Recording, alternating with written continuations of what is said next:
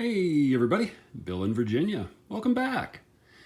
So what I've been working on are a couple of different things on the On30 layout. In the last video, you could hear my Pennsylvania O scale running, and it made some really cool sounds of wheels clickety-clacking. Well, it's a little extreme. The splice right here wasn't flush.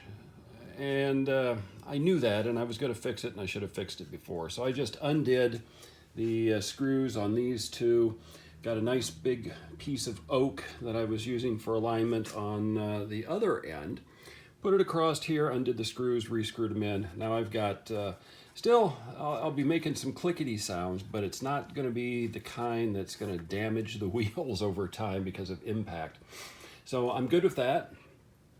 What else I've been doing is continuing to work on the trestle.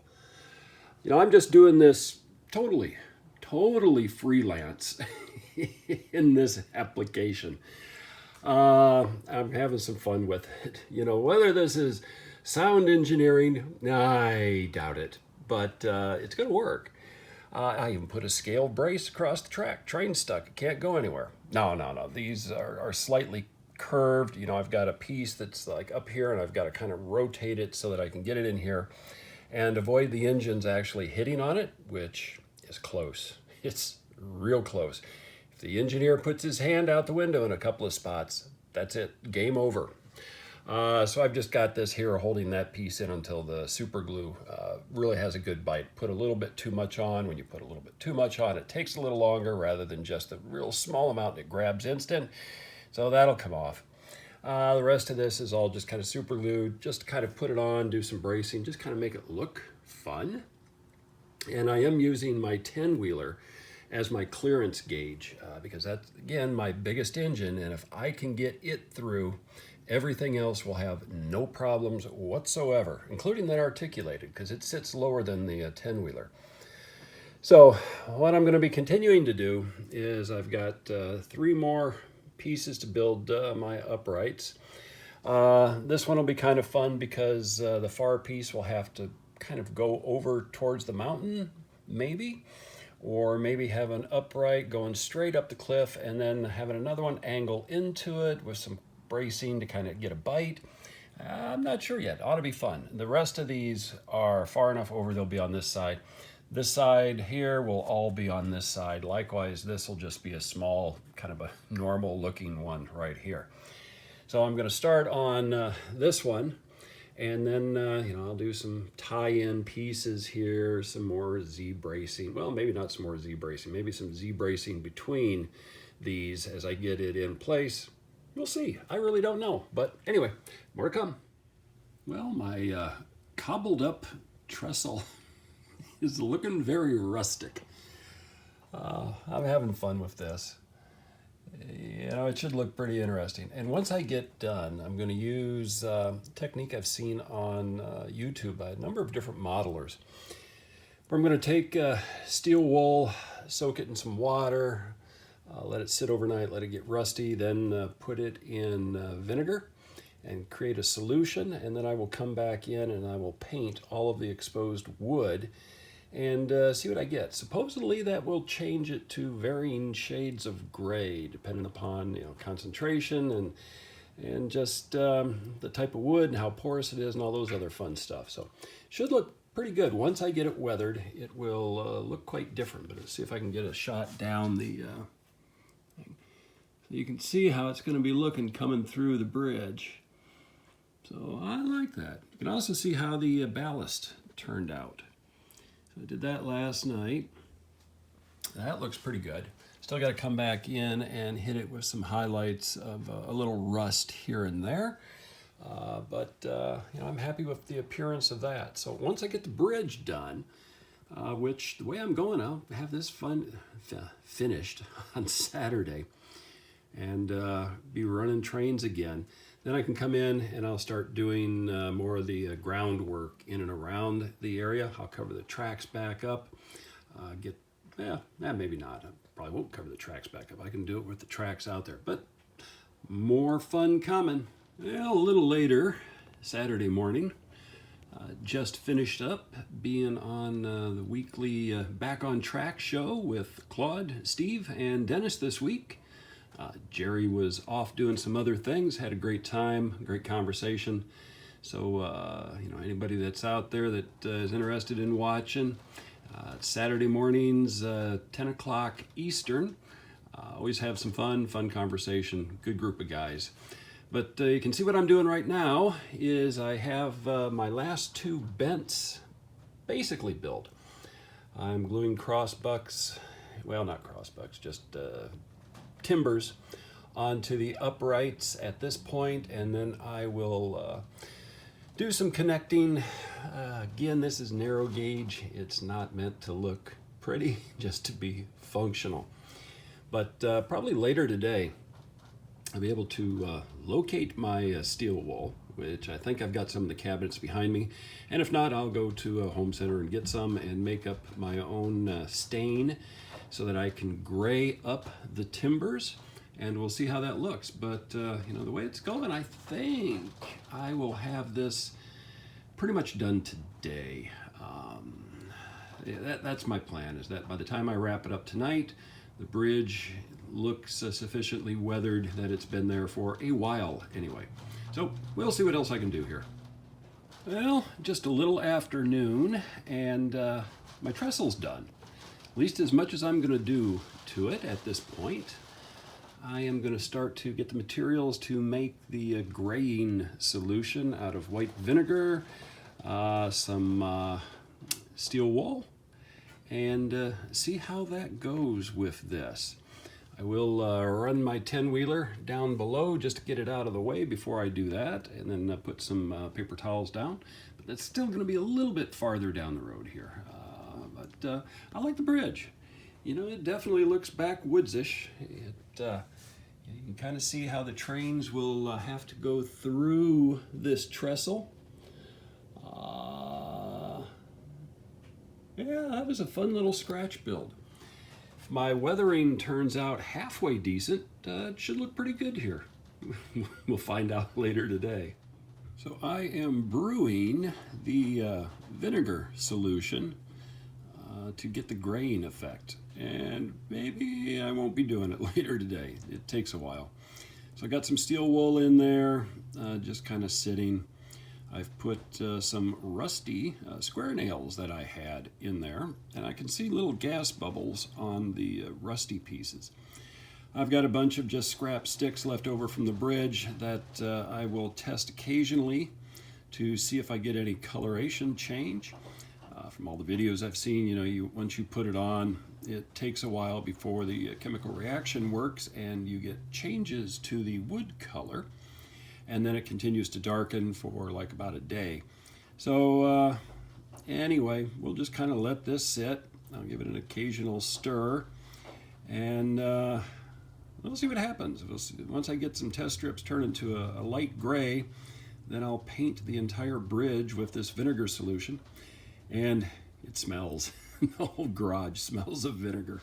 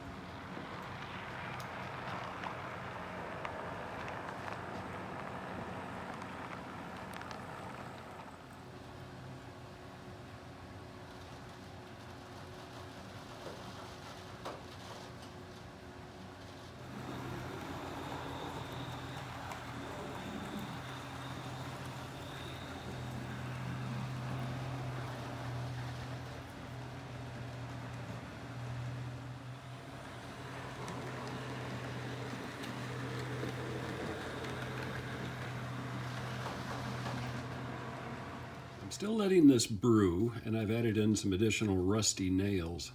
And that really kickstarts it. Lots of gas coming off of, a lot of bubbles. You can kind of see here already, I've been using a couple of sticks as stir sticks, and then the one at the top is just as is. So already, just by stirring, I'm getting some colors, some grain, and some weathering going on. So I've got another little stick down there, and I've got a pile that I can use just as test strips. So I'll continue to let this plug and chug. And maybe late tonight, before I go to bed, I might be able to get it out and paint and see. You know, not in any real rush. I want it to have a nice rich tone, and it's getting there. So that trestle is, you know, in my world, reasonably new. So I don't want it to be too gray, but we'll see. We'll see how it's going to turn out here. So here is my most recently stained board. This has had a couple hours to sort of bake. I like the color. It will get darker as it sets, so it'll get a little bit more. So I have painted the trestle, and we'll see what it looks like in an hour or two. I think I've got good coverage on it. You can already see some of these beams across, grain up, grains visible. The dowels look a little bit different, you know, kind of a grayish tone on the, you know, abutments that I built. So we'll see. If I get anything even close to that, you know what? I'm going to be a happy camper. So I'll take another shot here in an hour or so and see how it looks after it bakes a little bit. So it's been about an hour, and everything is slowly turning to a nice shade of gray. The upper part is looking pretty good. Yeah, I like that. We'll see how dark it gets. Apparently it takes about 24 hours to reach maximum darkness. So, oh, that's kind of cool how that bottom of that piling, yeah, some neat colors are starting to kind of come into this. So we'll see what it looks like yet. Still a few hours before I call it a day, and we'll see. Well, we are at about 2 hours after applying the vinegar solution. Definitely getting gray, slowly getting a darker gray. It's matching up pretty well to that. And we've got a gentleman right there just kind of watching the color change. I don't think he knows what's going on, but anyway, it's looking good. So I'm wrapping it up for a Saturday night. We'll see what it looks like in the morning when I get up. So Sunday morning, and it has grayed up a little bit more overnight. I will not do anything with this until in the afternoon and see how it looks. I like the color. So what I'm thinking I'll do is come in. Here's my little test strip, so actually not too bad. Looks pretty good. Is I'll come back in with some acrylic paints and dry brush a few areas. Like you can see here, it didn't take stain, and that's because it's got some super glue on it. Same thing in a few areas here. I'll come in and dry brush with kind of some grayish brown tones, very, very lightly in areas to kind of hide those, as well as to kind of darken up and lighten up in a couple of different areas, just some of the spots on this, and give some of the uprights just a little bit more texture from a visual standpoint. But you know what, I'm happy with this. I think that bridge looks pretty good. So another thing I'll probably do today is come in, start adding more vegetation in and along in these areas, in and around the corners there, up on the abutment or the overhang abutment they built out, and kind of finish those off a little bit more. And then I can come back in and should be able to ballast, you know, from this piece on up a little ways into there using my sifted dirt. Likewise, I can probably get this piece done from here oh, up a little ways, up into here probably. You know, maybe even just do the whole thing, because the rest of this is all going to be just painted on glue, similar to what I did over here, and then just ground cover. There'll be a few trees here and some brush and some smaller stuff so that I'm not hiding everything in the back. Over here will be more trees as well. Might just sort of swing these trees around here, make it like a little open, very, very small meadow area. You know, lots of little things to do yet, but making progress. I can also start doing some ground cover down on the base here.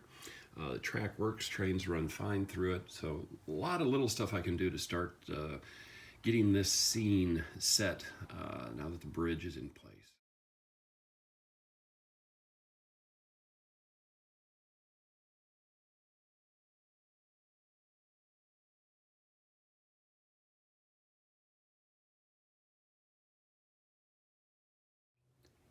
I think this little snippet is gonna end this video. It's long enough as it is. So Sunday early afternoon, I've been out adding a little bit of ground cover just in front of the trestle. So a lot of nice colors and textures.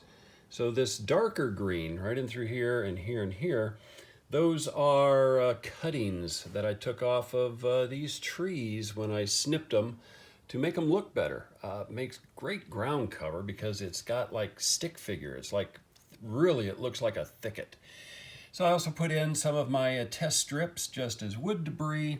There's some of the dirt from the garden, which has little root pieces in it, which makes it look pretty nice, as well as woodland scenics. So I'm gonna wrap it up. I'm still gonna be working out here yet today, and I'll start the next video, but I think the next thing that I'm gonna start is painting the ties on the upper track, just what's seen on this module. That really won't take too terribly long, and then I can put the, well, it's not ballast, but I can put the dirt down that the tracks are on. So that's gonna be the start of the next video. So anyway, keep having fun on your layouts. Until next time.